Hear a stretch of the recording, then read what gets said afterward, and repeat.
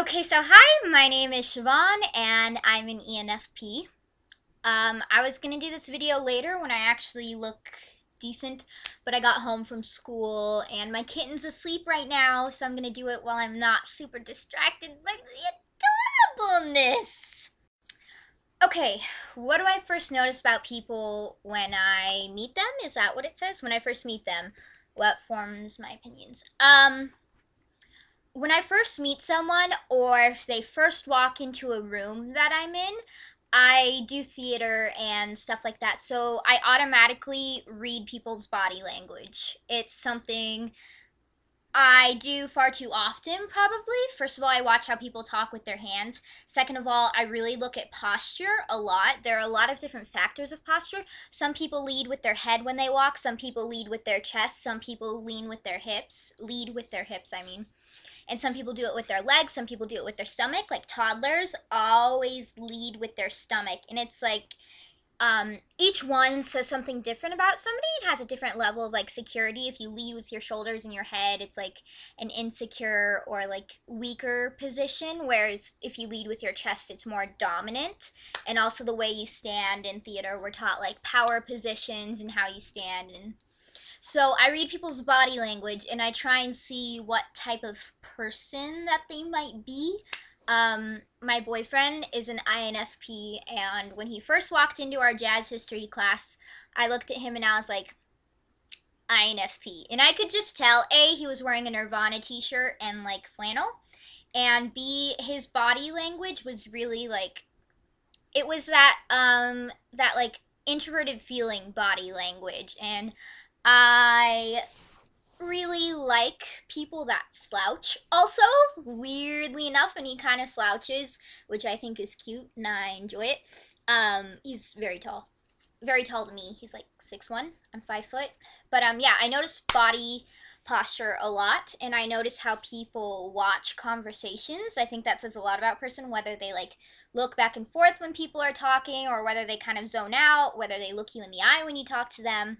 And I guess my opinions kind of form around their confidence level, I would say. Um, yeah, that's what I first notice when I meet people. The nicest thing anyone has ever done for me. Um, my best friend Taylor is an ESFJ, and she's just mama bear. That's the best way to describe it. She is my mama bear. She has the biggest heart. She is unrelentlessly. I think that's the good word I want to use. Relentlessly, I don't know. I don't know what I'm trying to say. Words are hard. She just has unconditional love for the people that she cares about, and will do anything to make sure that the people she cares about and the people that she loves are happy and comfortable. And she's just a great person. That's the only way I can say it, is that she's a great person and she means a lot to me. And we've been friends since our sophomore year of high school. We're both freshmen in college now. The first time we met, I was too lazy. We were at callbacks. We were competition for each other. I was too lazy to get up and go to the bathroom, but I really had to pee. She gave me a piggyback ride to the bathroom. But really, the nicest thing that she's ever done for me, that anyone has ever done to me, is that she listens to me. And I know that seems like stupid or small, but there are not enough people in the world that actually care about people and that really do care for the people that they love about, or that they love. Words are hard. And she really does. And she has always been there for me through thick and thin. We have tiffs every now and then, and things got rocky senior year because of a lot of stuff at school, but she has always been there for me and listens to me when I'm upset and is always a shoulder to cry on and will always be there. I can always count on her to be there when I need someone, and that is the most kind thing that you can do as a person. So it's the nicest thing anyone's ever done for me. I'm gonna get choked up, so I'm stopping this segment. I actually discovered typology because my father, who's an ESTP, took it when he was in the military. He was in the Navy for 25 years. He took it 2 or 3 times. The official long actual test while he was in the military, he had to take it, and so did my mom as well. They had my mom and my dad take it. Um, but he came out ESTP every time. And so it was about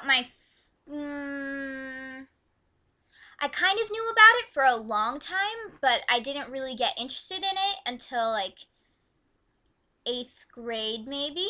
And my dad was talking to me about something, and he was talking about something that has to do with his personality type, and he was like, "Oh, you're probably just like me. I bet you're the same as me," because my dad and I get along really well. I already said he's an ESTP, but we just get along really well. We banter well. We have really good discussions about things. So I was like, okay, well, I'll take an online test and see what I get. And I got ENFP, and I read it, and I was like, what the fuck? Like, this is my life. How does it know these things? This is bizarre. And like, the more and more I learned about it, I was just like, wow, that's why I am the way I am. That's why I have trouble with this. It really helped me learn how to start saying no to people, because I have a really bad habit of getting what's it called? Uh,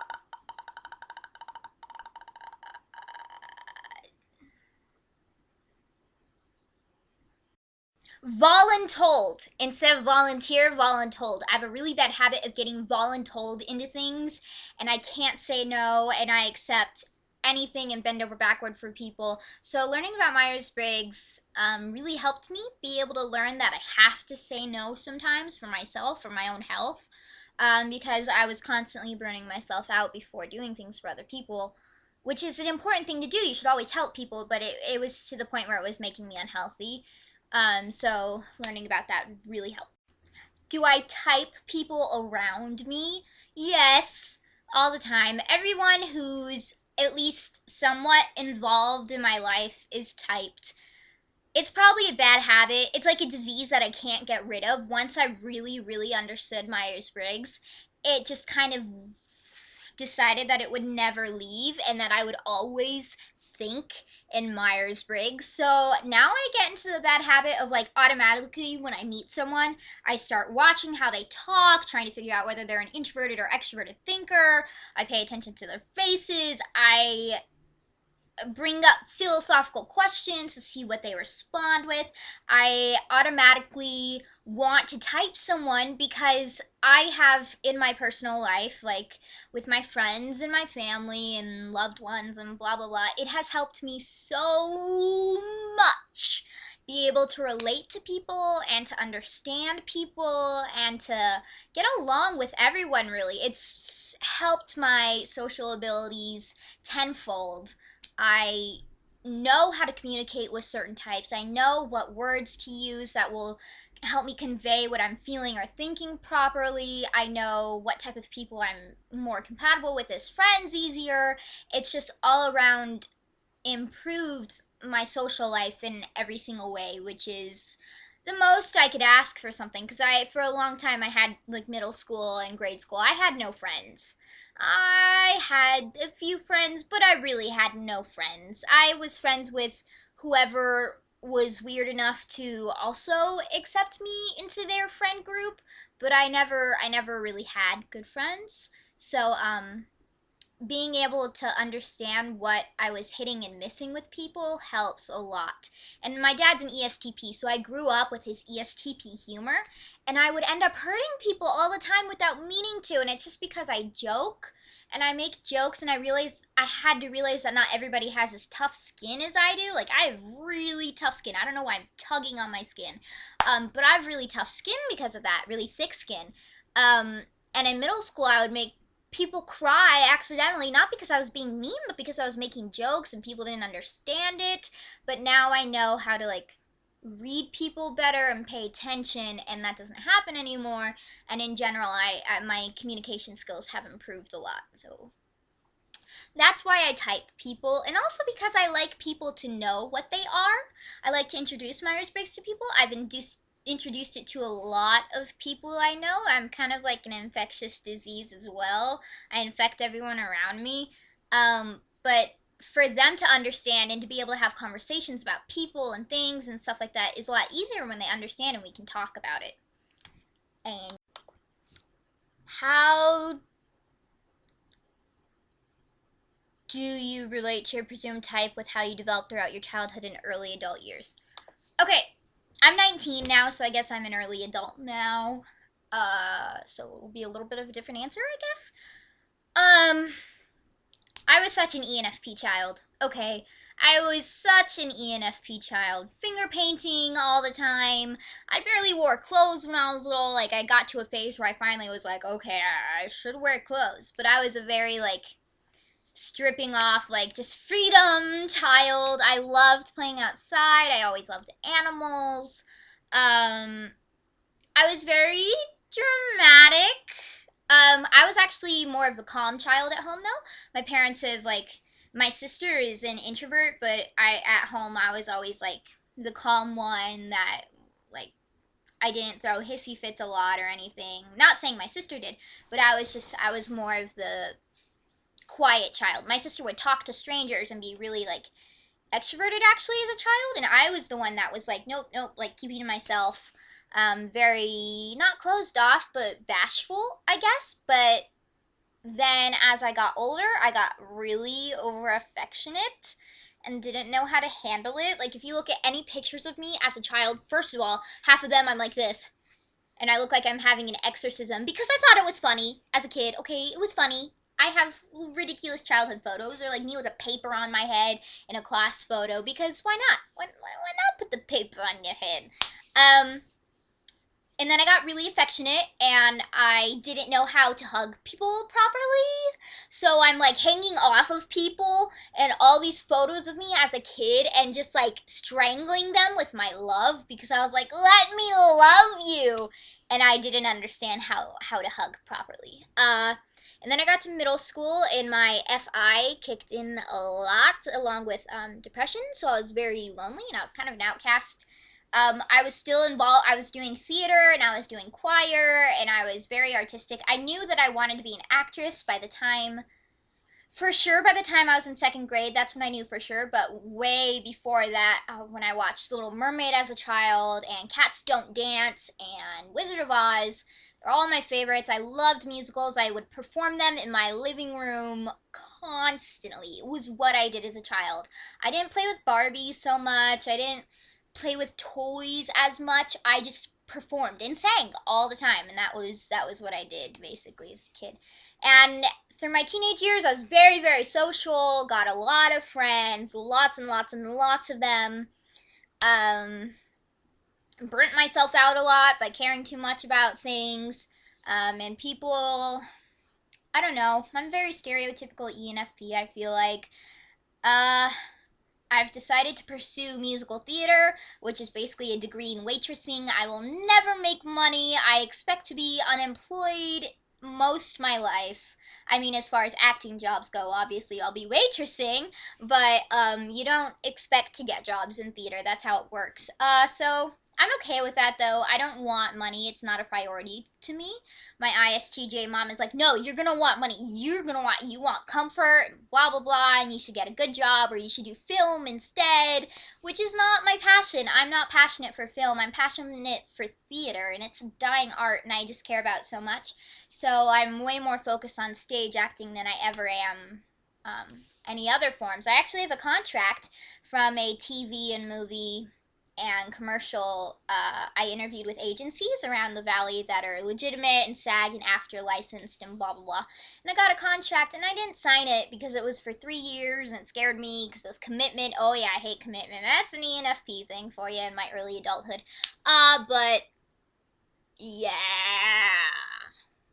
passionate about things, I guess. Oh, and I hate stressful work environments. That sucks. Okay, that's what's my concept of love, human sexuality, and morality? I describe love as a deep and ultimate trust. When you love someone, it's this passionate but roots down into the ground, every fiber of your being, trusting them. That doesn't mean that they are perfect by any standards. It doesn't mean to me that they will never hurt me. It doesn't mean to me that they will never mess up. What it means to me is that I trust their guidance, that they will never do something intentionally bad, or that they will never stray from themselves. And that it, I don't know how to put it into words because it's a feeling, but it really, to me, love is, that's as best as I can explain it, is an ultimate trust. They may mess up, they may screw up and hurt me a million times, but if it's all context, I guess, but it's that ultimate trust, I guess, to even bear feelings like that. I'm very closed off about my affections. I'm very bad at telling people how I feel about them. I'm very good at showing it a lot of the times. I will, if I really, really, really like someone or anything like that, I will flirt, I will be playful, I will show it in a million other ways. But to say it is like death to me. I don't know how to do it well. It's like I hide it in my shoulder and like put my head between my knees when I get in that situation, and I'm so nervous. I'm like an ostrich hiding my head in the sand. I go ostrich mode. I don't know how to do it. It's a very, very, very difficult thing for me. I'm getting better, but it is so not easy. And if somebody is like looking at me like they want to kiss me, it's like the same automatic reaction where I'm like, oh my god, what do I do? This is, and I like hide my head because it's such an intense feeling for me that I can't even process it myself. My thoughts on human sexuality: I think that human sexuality is fluid as far as like gender preferences. I mean, like, I think that people can like anybody. I believe in like a scale of like sexual interest. I believe in asexuality, pansexuality. I believe in all of it. It's all relevant. It's all true. People can be any of it, and it's just the way they are. And I believe in comprehensive sex education, and I believe in people having sex when they feel like they're ready and when they trust their partner. And I don't think that you have to be married or that you have to be in love even. Like, I have certain standards for myself that I don't feel like sharing, but I, in general, think that people can do whatever they want with their bodies. I don't believe in slut shaming. If somebody wants to engage in an intimate activity with somebody, then they should do it. And they should do it safe and secure, and that nobody should be hurt in the process. And that's what I believe about that. Yeah! My life philosophy. There's a saying that I go by, and it is, if you want something that you've never had, you have to do something that you've never done. And it's as simple as that. If there is something in your life that you want, if you want to lose weight, you're going to have to diet and exercise a different way. If you want to be happy, you might have to go seek a counselor. It might be hard, but if you've never done it, then you need to try it. There's some things in the world that you can't do. But as far as your happiness goes and things that are in your ability to change about yourself or about your life, if you want something you have never had, you have to do something you've never done. Or if you come from a crappy family, if you want a family, then you're going to make friends that will be that family for you. I just very strongly believe that we are all capable of overcoming our life circumstances by taking it into our own hands. Do I have a meaning of life? No, not really. I just want to be happy, and, I want to inspire people. That's my big thing. I want to inspire people. I like performing because I know how it's touched me and saved my life and changed my life a million ways over and made me a better person. And I know that if I perform, someday someone might see me and might be touched by production, or might see it and think, wow, gosh, I could do that. And I just know that it can change lives, and that it has the ability to do that, and that's really beautiful to me. I want to inspire people to make art and to be happy. I also want to teach English in Korea because I believe the same thing there. South Korea has a high suicide rate. They is like 40 plus a day, and it's so small. It's such a small country. There's a lot of people, but it's a relatively small country.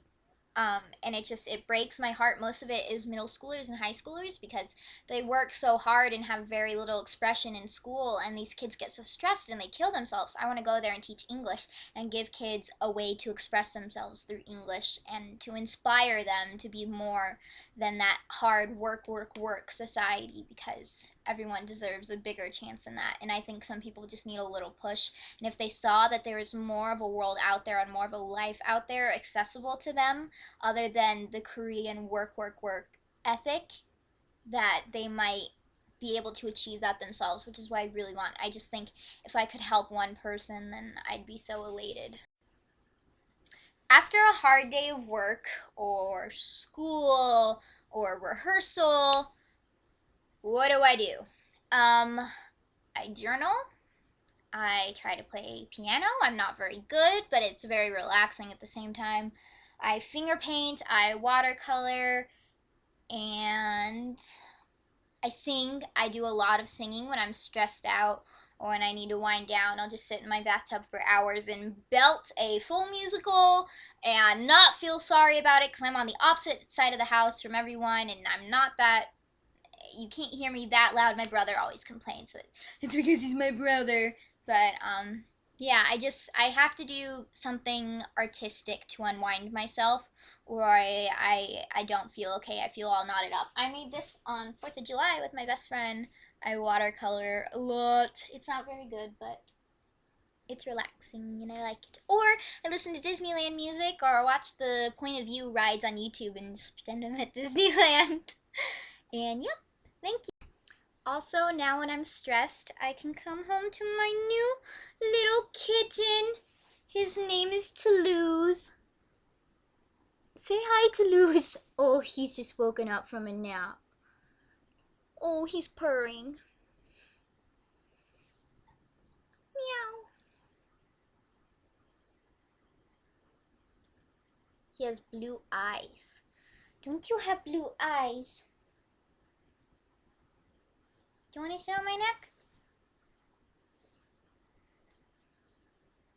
He might jump off, but he sits on my neck all the time. Oh, I think he's just crawling over to the other shoulder. Oh, he's purring so loud. Oh, big stretch.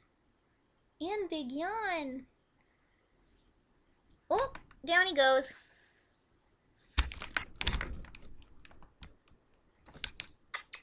Look, Toulouse. Oh, you're just a cutie pie. Oh, exploring the laptop. Oh, are we bored now? He still hasn't quite perfected his jumping abilities. Yeah, there we go. That's my video. Thanks, guys. I hope it's not too long. Siobhan signing out.